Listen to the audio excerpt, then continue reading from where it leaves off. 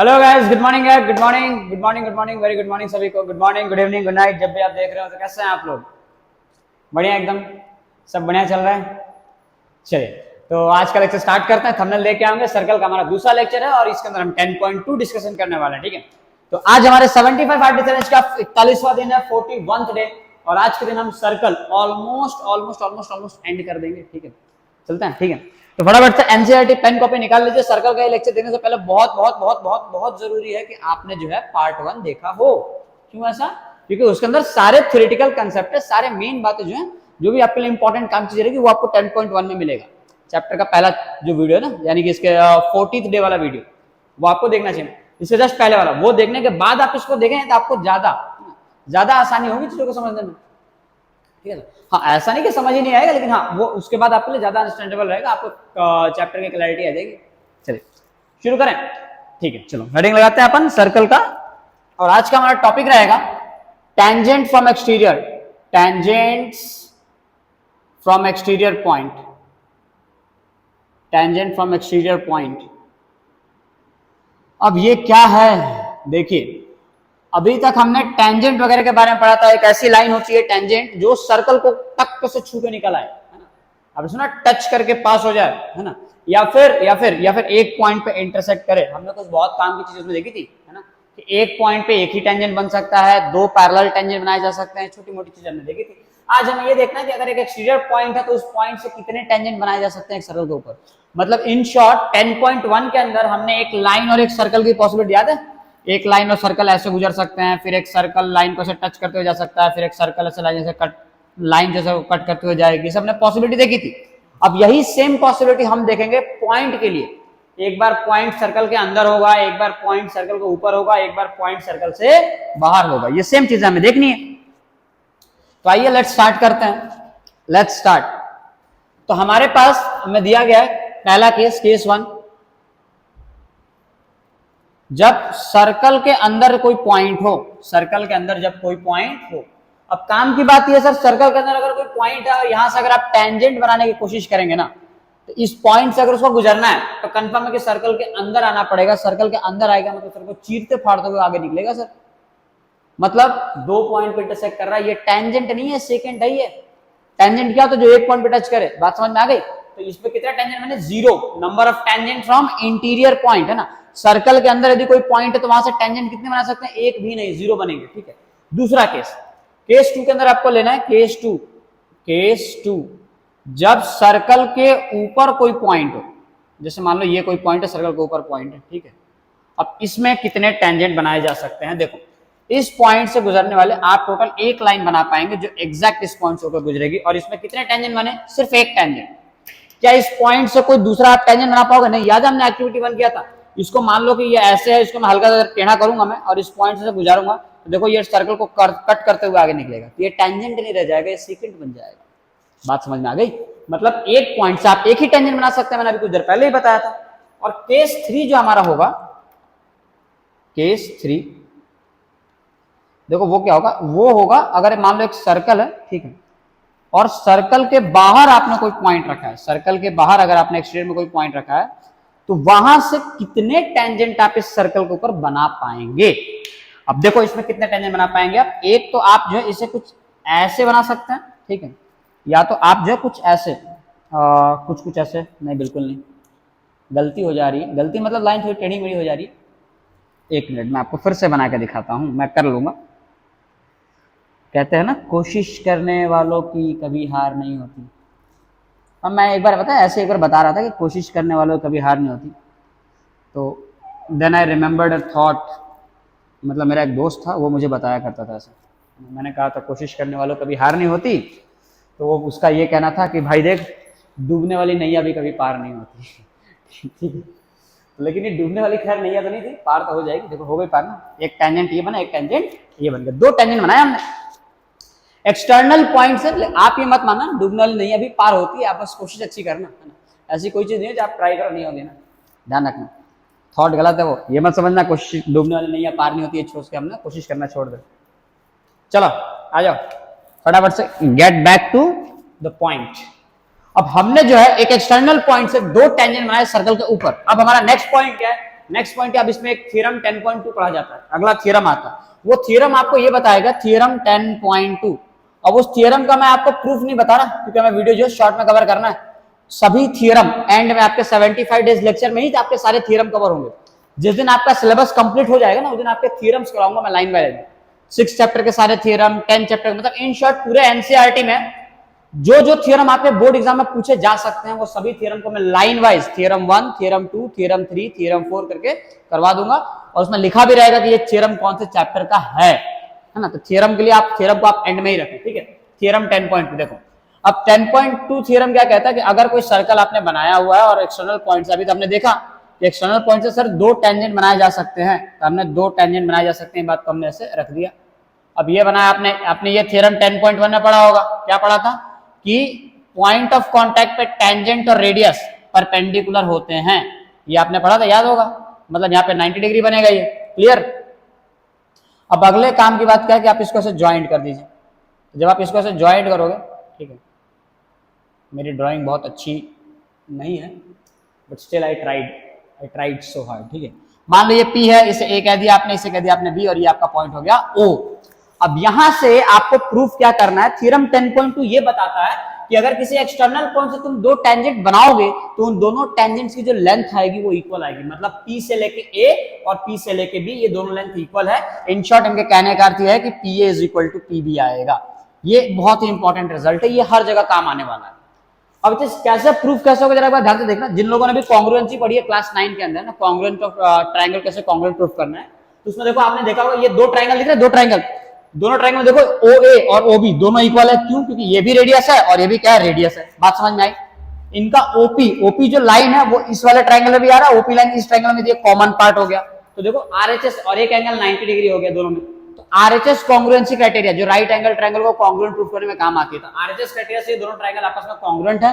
अब क्योंकि triangle congruent है, इसका मतलब क्या हुआ, इसका मतलब यह हुआ कि ये लाइन जो है इस लाइन के इक्वल आएगी। सिर्फ यही नहीं, अभी और सुनिए, ये दोनों भी एंगल क्या होंगे आपस में, इक्वल, है ना।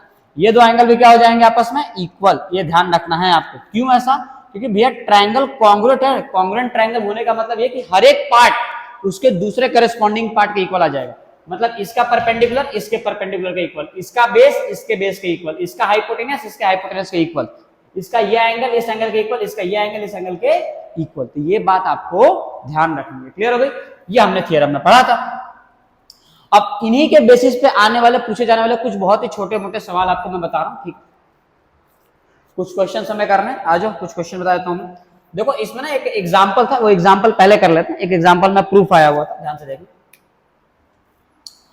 प्रूफ ये था कि अगर एक सर्कल, ये आपका ये एग्जांपल है, ठीक है, यहां से अगर मान लो आपने कोई टेंजेंट बनाया, ठीक है, ज्यादा हो जा रहा है कभी कम हो जा रहा है, पता नहीं क्यों ये मेरे साथ क्या हो रहा है। चलो लेट्स इम्प्रूव।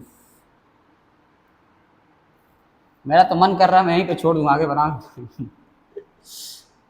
ठीक है, देखो बन गया, सक्सेसफुली बना दिया हमने, ठीक है। ये जाएगा यहाँ पे, ये जाएगा यहाँ पे, और इनको ज्वाइन कर दीजिए ऐसे। मान लीजिए कैसे ज्वाइंट है ये, ठीक है, यहाँ पे। तो अब इसमें एक थ्योरम, ये आपका एग्जांपल नंबर 2 है, आपका एग्जांपल नंबर 2। ये क्वेश्चन में करा दे रहा हूं। मार्कर गिर गया, ठीक है सर, परंपरा पूरी हुई मार्कर गिरने वाली। देखिए तो यहाँ पे आपको ये बताया जाता है कि ये जो एंगल है, ठीक है, आपको प्रूफ करना, और यहाँ पे एक एंगल बन रहा है, ठीक है, आपको प्रूफ करना है कि इस एंगल का डबल होगा ये एंगल। ये आपके एग्जांपल नंबर 2 में है। मैं आपको क्वेश्चन रीड करके सुना देता हूँ, है ना। क्वेश्चन ऑब्वियस सी बात है, आपको रीड करके बता देता हूँ मैं। देखो क्वेश्चन ये, 2 tangents length TP and TQ, है ना। तो 2 टेंजेंट है, उनकी लेंथ है TP, मान लीजिए T से लेके P हो गया, और ये हो गया T से लेके Q। TP और TQ 2 टेंजेंट है, are drawn to circle with centre O। Circle का सेंटर जो है O है। An external point T, from an external point T। Prove that angle PTQ, हमें प्रूफ करना है कि एंगल PTQ जो है वो इक्वल है 2 टाइम्स ऑफ एंगल OPQ। अब देखो PTQ कौन सा एंगल है, PTQ मतलब P से T, T से Q, तो इनके बीच में कौन सा एंगल बन रहा है, ये मतलब ये वाला एंगल ट्वाइस यानी डबल हो जाएगा, ठीक है, दुगना, किसका, OPQ। तो O से चले जाओ कहां पे, P पे, P से कहां आना है, Q पे, तो O से P, P से Q जाऊंगा तो दिख रहा है ये एंगल। ये एंगल का डबल होगा ये, हमें ये चीज प्रूफ करना है।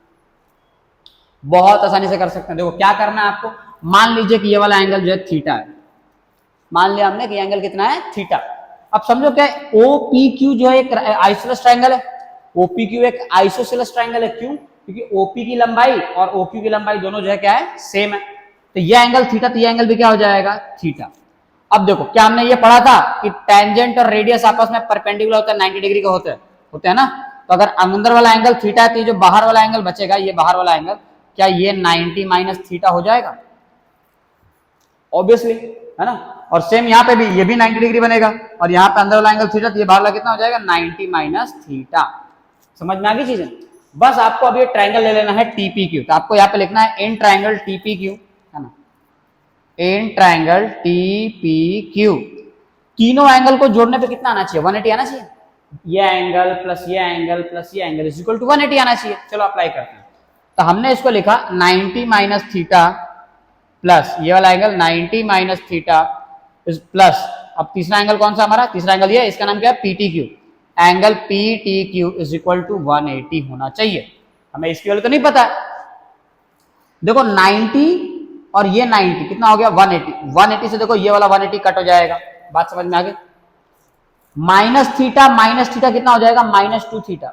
अब -2 थीटा को आप इस साइड लेके आ जाओ, तो आपको क्या मिलेगा, angle PTQ is equal to 2 theta. देखो ये थीटा था, ये 2 थीटा आ गया, हो गया डबल। बात समझ में आई? हमने क्या करा, ये थीटा तो ये 90 माइनस थीटा, और ये थीटा ये भी 90 माइनस थीटा। अब ट्रायंगल के तीनों एंगल को जोड़ने पे तो 180 आएगा ना। तो ये प्लस ये is equal to 180। 90 minus theta plus 90 minus theta plus PTQ is equal to 180।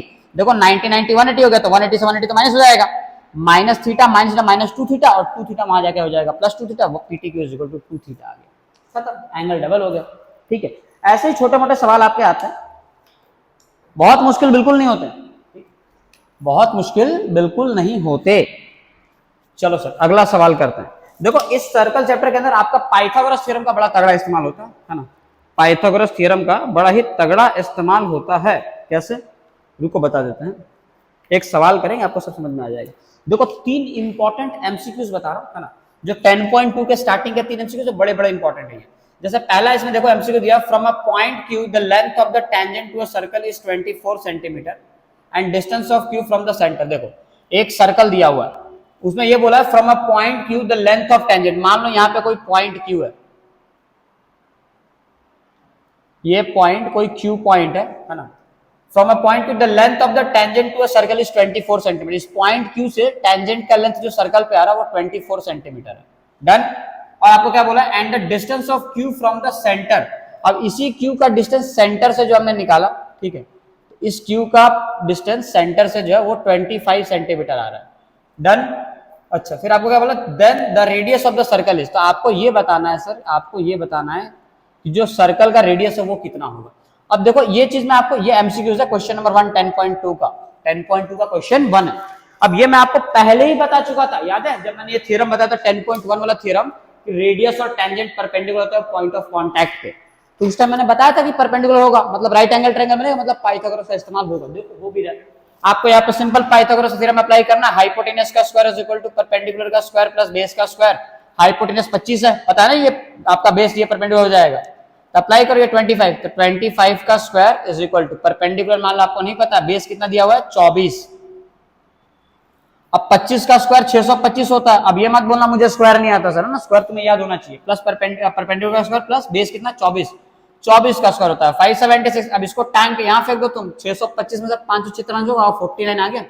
625 minus 576 equal to 49 is equal to p square. अब कौन सा नंबर का स्क्वायर 49 होता है, 7 का, मतलब यहां से आपको मिल जाएगा p इज इक्वल टू 7। और परपेंडिकुलर आपने सुना था, मतलब आपकी रेडियस की वैल्यू आ गई 7 से 7 आ गई। यही डायमीटर पूछा होता। देखो बहुत से लड़के गलती करते हैं, लड़के लड़के सब है ना स्टूडेंट, क्या गलती करते हैं, क्वेश्चन ये एग्जाम में आता है लेकिन कई बार इसमें रेडियस की जगह डायमीटर पूछ लेता है, और हम फॉर्म में क्योंकि हमने क्वेश्चन किया होता है तो हम 7 25 24 पाइथागोरन ट्रिपलेट सबको याद होता है आजकल, है ना। तो 25 24 देकर डायरेक्टली 7 टिक मार देते हैं। क्वेश्चन ध्यान से पढ़ना, उसमें लिखा होना चाहिए कि डायमीटर, तब आपको 14 टिक मारना, और लिखा हुआ है रेडियस तब आपको 7 टिक करना, भूल मत करना, है ना। देखो जो दूसरा अपना एग्जांपल, जो दूसरा अपना इंपॉर्टेंट MCQ है जो 10.2 का ही है और बड़ा इंपॉर्टेंट है, ठीक है, कौन सा हो, सेकंड एमसीक्यू देखो ऐसा है, एक फिगर दिया हुआ है सेम। इस फिगर के अंदर ऐसा है कि एक एक्सटर्नल पॉइंट P है, उस पॉइंट P से हमने जो है टेंजेंट मान लीजिए कि ऐसे जो टच करके जा रहा है ये, ठीक है, ऐसे ये T हो गया, ये पॉइंट P हो गया, ये पॉइंट आपका Q हो जाएगा, डन। और यहाँ पे सेंटर से ये ऐसे ऐसे और हमने ऐसे ऐसे कर दिया, ठीक है। अब इसमें ऐसा बोला गया है कि ये वाला जो एंगल है वो 110 डिग्री का है सर।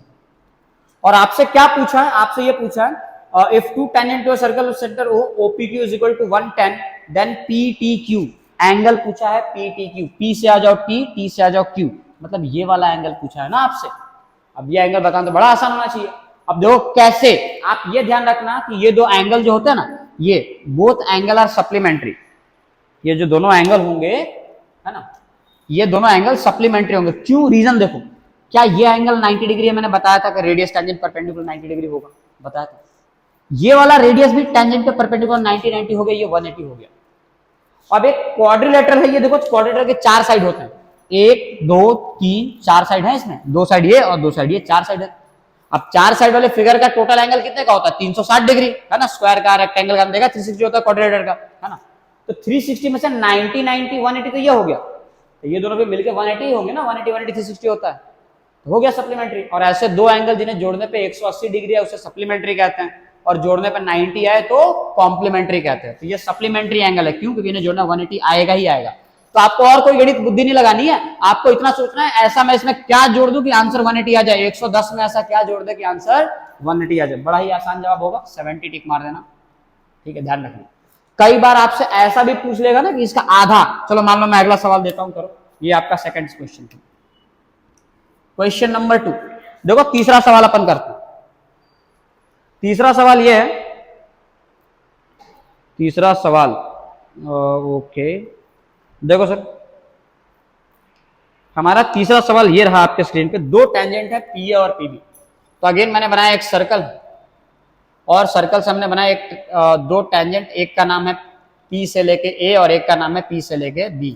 यहाँ पे हो गया इसका सेंटर, ये हो गया परपेंडिकुलर, ये हो गया परपेंडिकुलर, ये बना ऐसे और ये बना हुआ ऐसे, डन। यहाँ पे इसका नाम रख दिया मैंने O।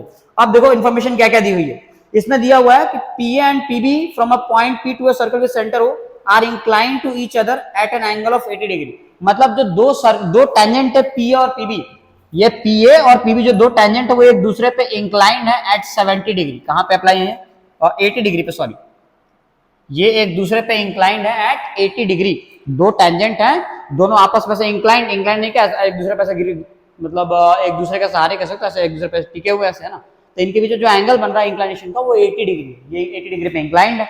अब आपसे क्या पूछा हुआ है, with centre at an angle 80 degree then angle POA। आप बता दो एंगल POA की वैल्यू क्या होगी। मतलब P से लेके O, आपको P से कहां बोला है, P से आपको डायरेक्टली बोला है O पे, मतलब आपको एंगल P से आपको डायरेक्टली O पे जाना, फिर O से आपको A पे जाना है।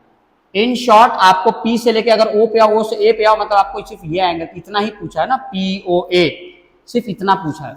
अब यहां पे आपको बुद्धि लगानी पड़ेगी। देखो अगर ये एंगल 80 है तो याद करो मैंने क्या बताया था, मैंने कहा था ये दोनों सप्लीमेंट्री होते हैं। ये 80 है तो ये कितना हो जाएगा, ये पूरा हो जाएगा 100।